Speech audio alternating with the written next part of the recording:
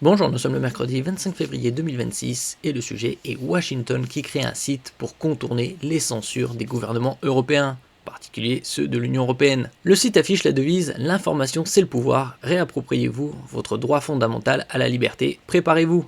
Surmonté d'un cheval blanc lancé au galop au-dessus de la terre, comme on peut voir ici, sur freedom.gov.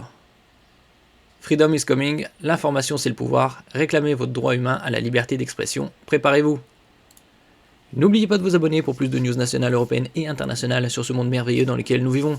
Les États-Unis ont créé un site internet qui permettra aux habitants d'Europe d'accéder à des contenus interdits par leur gouvernement, notamment des propos haineux et de la propagande terroriste, a rapporté l'agence Reuters. Le portail n'a pas encore été officiellement mis en service et devait être lancé la semaine dernière à la conférence sur la sécurité de Munich, en Bavière, dans le sud de l'Allemagne, selon les 3 sources qui se sont confiées à Reuters.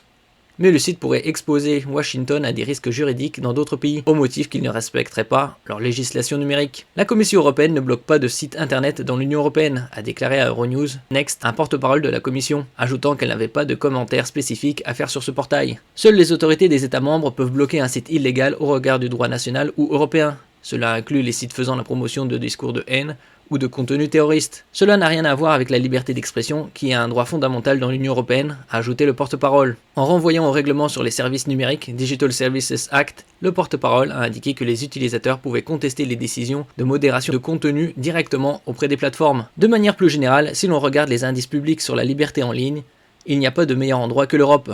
Tous les pays en tête de ces classements sont européens, a-t-il ajouté. Un porte-parole du département d'État a indiqué à Reuters que le gouvernement américain ne disposait pas d'un programme de contournement de la censure spécifique à l'Europe, tout en ajoutant « La liberté numérique est néanmoins une priorité pour le département d'État et cela inclut la diffusion de technologies de protection de la vie privée et de contournement de la censure comme les VPN, Virtual Private Network ».